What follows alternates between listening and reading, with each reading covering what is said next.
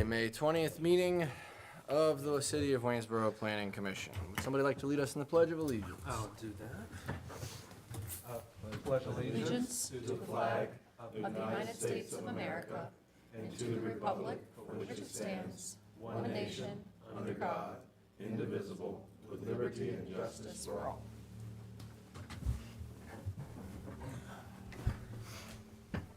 All right. Thank you all for being here tonight. First matter is adopting the agenda. I move that we adopt the agenda. I'll second. All in favor, say aye. Aye. Any opposed? Hearing none, motion carries. Next up, we have review and approval of our April 22nd meeting minutes. Has everybody had an opportunity to review the minutes? Yes. All right, do we have a motion? Motion to accept is presented. I'll second. All in favor? Aye. Any opposed? Hearing none, motion carries. All right, next up we have a conditional use permit request by the LifeWorks project to allow for a food pantry in the RG5 General Residential District, 505 North Winchester Avenue, Waynesboro, Virginia, tax map number 47-1-36, lots 23 and 24. I will turn it over to wonderful staff to take it away. Thank you. So before I dive into the application this evening, I did want to do just a brief review about conditional use permits. So these are uses that aren't by right but may be allowed within a zoning district and are reviewed on a case-by-case basis to determine if that particular use is compatible with the neighboring uses. They must be consistent with good zoning practices, have be no more adverse to health, safety, or comfort of the persons living or working in the area, other than uses that are generally permitted, and then no more detrimental economically or otherwise to property or improvements in that surrounding area than uses generally permitted within that district. So the nature of this particular request, it is to operate a food pantry in the RG5, which is a general residential district, at 505 North Winchester Avenue. Subject property is right here at the corner of North Winchester and 5th Street. It is currently owned by the Christ Tabernacle Church of God in Christ, which is located directly across the street on 5th. It is also basically directly across the street from the Fairfax Hall property as well. The building is currently being used by the LifeWorks project to operate the River City Bread Basket. The Bread Basket has opened in late 2023 and currently serves about 500 households a month. It is a client choice food pantry. LifeWorks project is now considering purchasing the property and is therefore seeking this conditional use permit because it would no longer be associated with the church that currently owns the property. So as I mentioned, the subject property is zoned RG5, which is our general residential district, and food pantries are permitted within this district by conditional use permit. The comprehensive plan designates this property as medium-density residential, and this broader area has traditionally been a mix of uses, residential, a variety of densities. You have commercial uses in this general district, and also industrial uses as well. And staff believes that the use of the subject property as a food pantry would not be inconsistent with the surrounding uses. The Bread Basket right now has very limited operating hours. It operates 2 days a week, Thursdays in the late afternoon, early evening, and then Fridays around the midday hours. And these limited operation times do limit the amount of extra traffic within this general vicinity. It also has plenty of on-street and off-street parking. It has frontage on both 5th Street and North Winchester, which provides approximately 8 spaces just along that specific frontage, and then also around 8 spaces off the alley on which it's located. The applicants are potentially interested in pursuing an addition to the building once acquired, if acquired, and if that addition is pursued in the future, those parking requirements will be reevaluated at the time of the site plan review. And given the results of the analysis, staff is recommending approval of this application. And I'm happy to answer any questions you have, and the applicants are here tonight as well. Any questions? I do not. I don't have a question. I just wanted, for the record, I sent an email to you.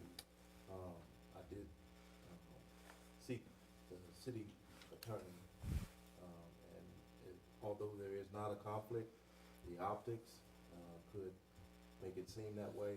I sit on the board of trustees for the church that's selling that piece of property. And I also volunteer, I have the honor to volunteer at the breadbasket. So for that reason, I'm gonna recuse myself from discussion and vote. And I'll do likewise when it reaches council. Thank you. I was going to see if you wanted to say anything about that when we got to the voting stage, but I appreciate that. And appreciate your transparency, because I don't think any of the rest of us would have figured that out. But, okay, thank you. We want to hear from the applicant, if they would like to speak. If not, that's okay too.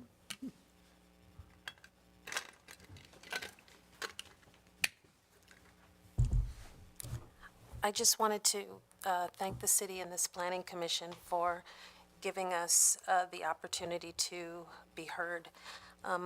The River City Breadbasket has been a labor of love for us since 2023 when we opened on October 7th, and it has become a staple for the neighbors that come to visit.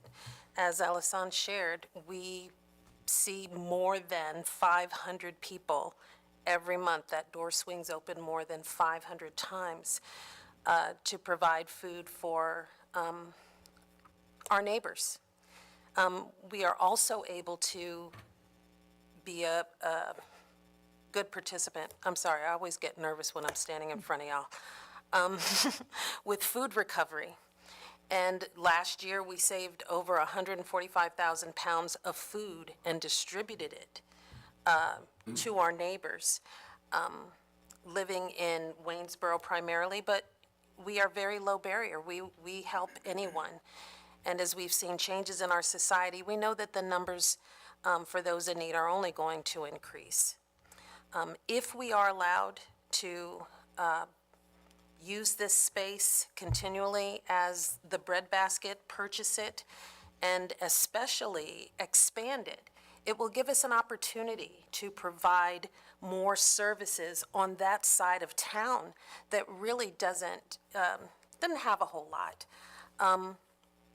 We wanted to offer opportunities for children's groups to meet and have different programs over there for kids. The Arrow Project, even in the building that we have at the size that it is right now, was meeting people for therapy and mental health support. We would like to be able to operate along with WARM with the cold weather shelter and tend to the needs of our homeless neighbors. There are a lot of things that we can do. And unfortunately, there's a lot of things that we can do because there's not a whole lot over there. But we are willing to do it. And we hope that you will consider this space. Many of the people who shop at the breadbasket are the neighbors. We have lots of people who come by that we know by name, and they bring their wagons and walk with their children and come to the breadbasket and get what they need. And we certainly appreciate the city giving us the opportunity and the church to use this space for such a profound mission that really serves everybody, because you all know if you lift from the bottom, everybody rises. So thank you so much for considering us. Thank you for letting us speak. And if you have any questions, I'd be happy to field them. I don't have a question, but I would like to say thank you all for your work that you do and your commitment to serving the community. It's very much appreciated. Yeah, Nigel stole my thunder. What you guys do is really impressive. Thank you so much for all that you do. Well, thank you so much. Thank you so much. It takes a village. So, you know, everybody here is a part of what we do. And you all are welcome, because we definitely will not say no. If you want to come down to the breadbasket and lift a box or pull a wagon, we would love to see you. What is your name? My name is Adrienne Young. Adrian Young. Yes. And where do you get most of your food? Who supplies it? Well, we are a Feeding America partner. Okay. And so our Feeding America partners are Food Lion and Walmart in this area. Food Lion on Hopeman, Walmart on Lucy. And we also get food from the Food Lion in Fishersville. But our main contributor is the Blue Ridge Area Food Bank. They provide USDA foods. So they provide our staples. But Walmart and Food Lion provide those extra things that make us a little bit different. We are a client choice pantry. So when you come to us, you're not going to get a box. You get a shopping basket, and you get to pick the things that make sense for your family and the things that you need. We have community-sponsored items in the pantry that provide things, extras like dog food, cat food, diapers, hygiene products, things like that. So we really are trying to be a one-stop shop to help families make ends meet on that side of town. I have seen people using their EBT cards at Dave's Market. And there is no offense to Dave. Dave is making his paper. But we know that we want our families to be healthy and whole. And we offer something that is substantially better and will stretch the EBT dollars that they do have in a tangible way and hopefully help them live better lives. Yeah, if I can tag on, the value of a square footage in that neighborhood is immeasurable to what they're doing in that space. And if you're down there on a Thursday when the doors open, it's pretty humbling, actually. And we talk about food deserts, and this is an area of which Dave's may be in the walking distance, one of the few options for folks to be able to go in and shop and not have to pull out the EBT card, and not even be asked what your income is. Everyone is welcome. It's pretty amazing what they're doing, and it does fit in the neighborhood. As I grew up, my first house was on 5th Street on the other side of Fairfax Hall, and it's I love that neighborhood, and it's pretty impressive watching the neighborhood come and show up and even celebrate the opening of that. So kudos to you guys. I think it's a great fit in that neighborhood, and I hope you guys also get the opportunity to expand, and we're talking about further opportunities to impact that neighborhood and the existence of what you guys are doing in that space. Thank you. And I'd like to say thank you too. I walk by there on Fridays, so I see the crowds. There's a lot of people that go through there. Yes. Thank you so much. Just one small correction, because I don't want to slight Walmart Neighborhood Market. What did I Is where say? you see Lucy Lane. Oh, I'm sorry. I don't want my managers to get me. That's right. My apologies. Thank you so much. All right, we're now going to open the public hearing for the conditional use permit. Do we have any? We don't have anyone signed up and Signed up haven't to received speak. any comments, no. Okay, excellent. And is anybody here who wishes to speak? All right, I'm going to close the public hearing for the conditional use permit request. Are we, any further comments? No, are we ready to vote? No. I move that we approve the conditional use permit as it states. Second. All in favor? Aye. Any opposed? Hearing none, the motion carries. Thank you so much for everything you do. All right, next on our agenda is waiver request for City Code Section 74-71I. Is that I or 1? No, it's 74-71I, grades of the subdivision ordinance by Valley Engineering on behalf of Greenwood Homes developer for Creekwood Phase 3, 0 Tiffany Drive, Waynesboro, Virginia, tax map number 41-3-112. You'd never know I talk for a living. Thank you. Take it away, staff. Thank you. So this is a subdivision waiver request. The applicant has requested a waiver for section 74-71, which is the road grades requirement section, for phase 3 of the Creekwood subdivision. This section of the subdivision ordinance requires that the maximum grade for all new streets be no more than 6%. And the applicant is proposing about 220 feet of the Tiffany Drive extension to be at an 8.78% road grade. And the need for this is due to the existing site, the existing topography on the site. In order to get it down to a 6% grade level, there would be a lot of grading required, which would also include grading within the floodplain, which is something they are trying to avoid. So a little bit of background about this. As you may remember, the Phase 3 preliminary plat was approved back in May of '24. This particular phase includes 87 townhouses, along with the extension of Everett Street, which comes out of the Rosser Avenue subdivision, and Tiffany Drive, which will meet, and I'll show the layout of it in just a moment here. And then any section of the subdivision ordinance can be waived by City Council. However, in this particular case, for Section 74-71I, Council has delegated this authority to the Planning Commission, which is why this request is being brought to you tonight. It does not require a public hearing. Okay, and then here is the layout for Phase 3 of Kruka. Most of the homes will be in this area, but this is, over here is Martin's. You have the Tiffany Drive coming along right here, and then the Rosser Avenue subdivision would be down here, and Everett Street coming up this way. The portion of this, of Tiffany Drive, that would be at the 8.78% grade is this end, as it slopes down towards the Everett Street intersection. This is another look at that.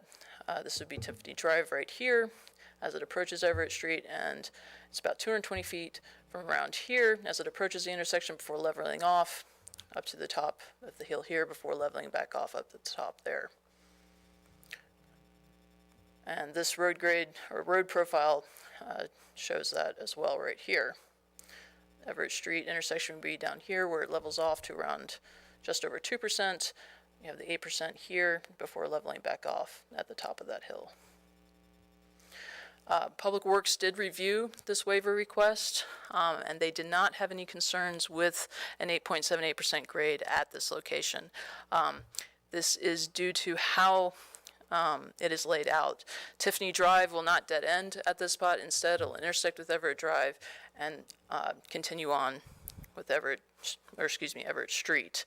This means that larger vehicles such as snowplows, trash trucks, those large vehicles won't have trouble navigating that part of the road. They'll be able to, if they're going downhill, they'll be able to, make the turn to continue on if they end up in trouble, and the same with the opposite direction.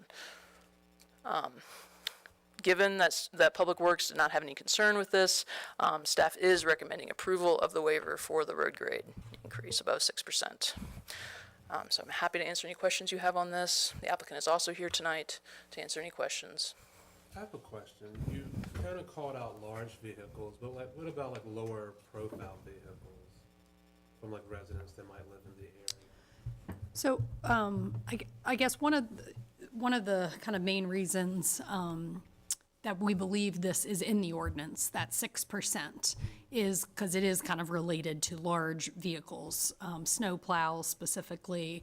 And I've always, in talking with Public Works, is there one grade in particular that they don't want to ever meet, and it doesn't always equate that way, because as Alice-Ann mentioned, it's one thing if there's no ability to kind of continue on, if there's some kind of dead end situation, the road grades are more serious or more concerning.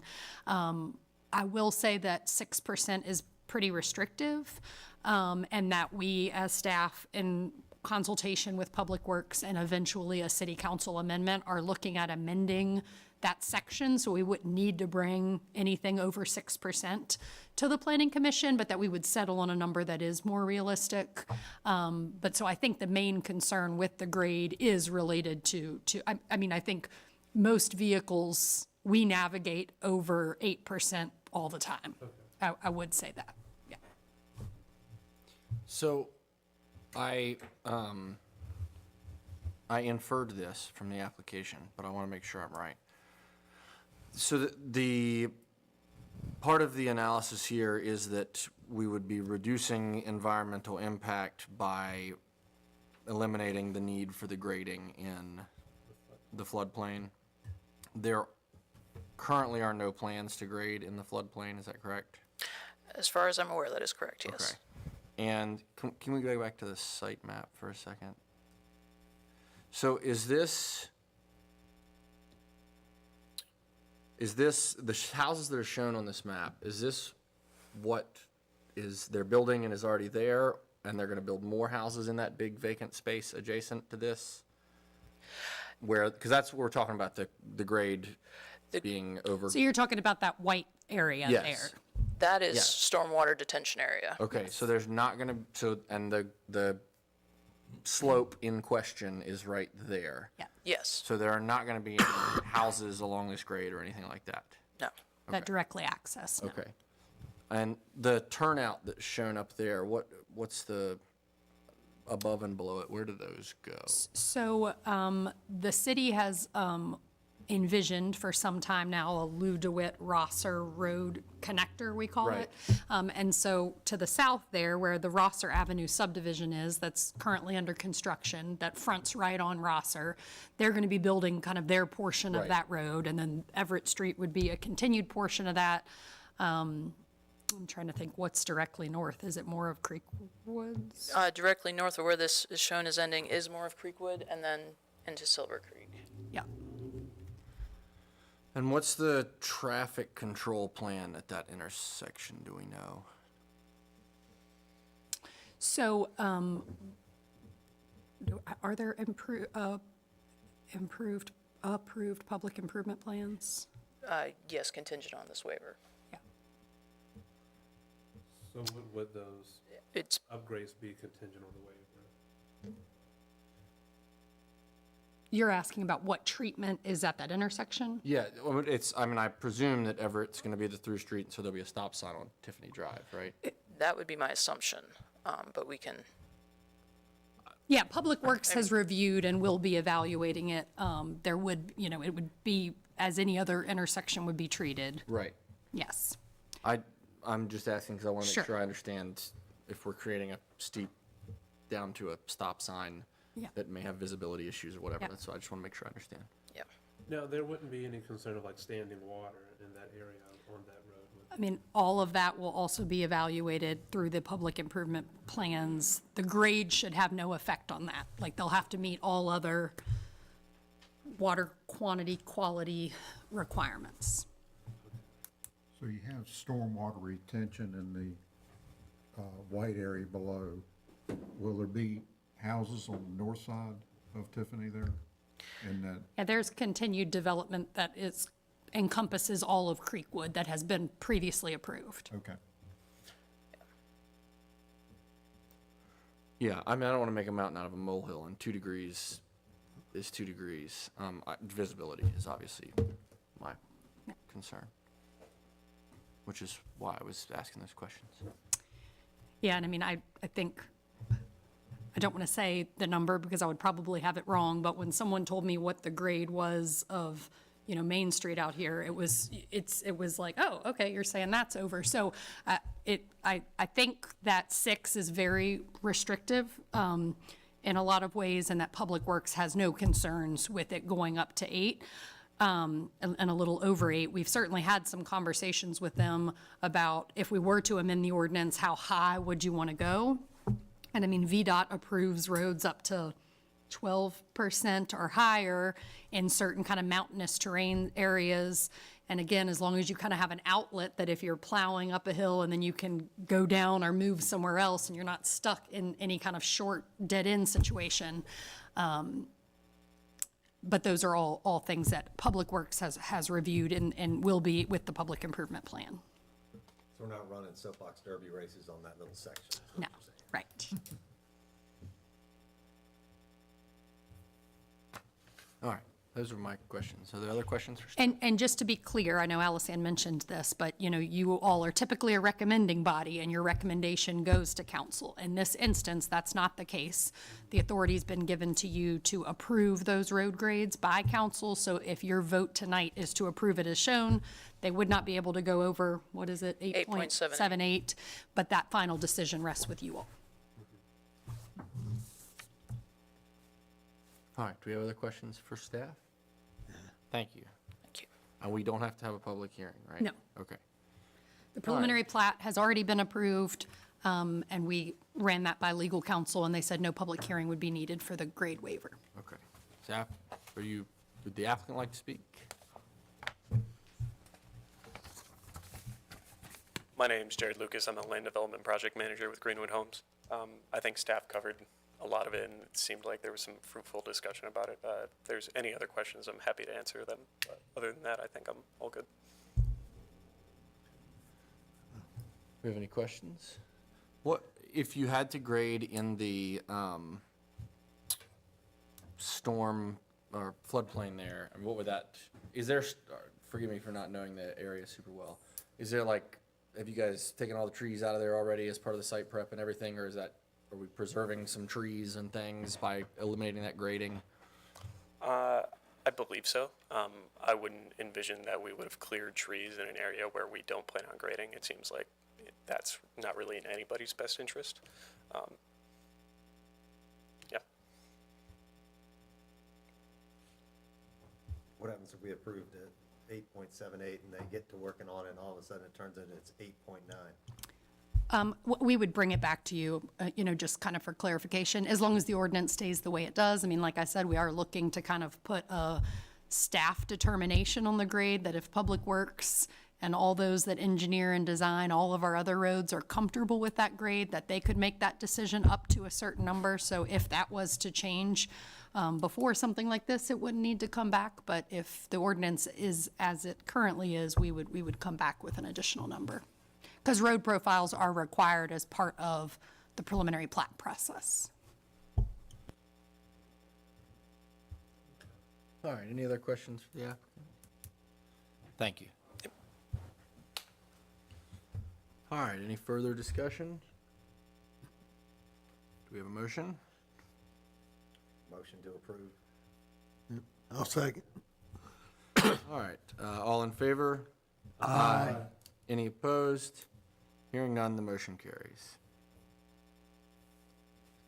Because we are, do I need to do or say anything, recite anything for the record or anything? I don't since think we so. have final approval? Okay. I think we'll be good in, Draft a resolution. drafting the resolution that will be signed, yeah. Okay.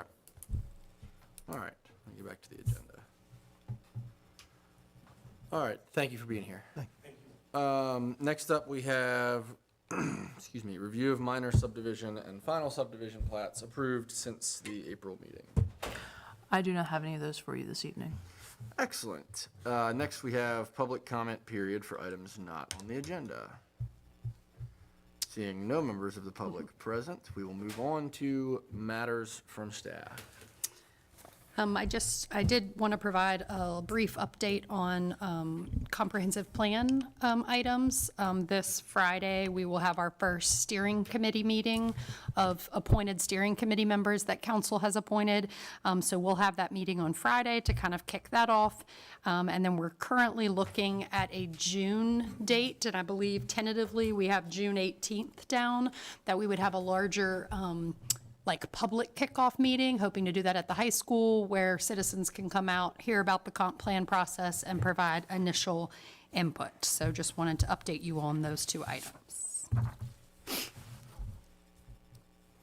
All right.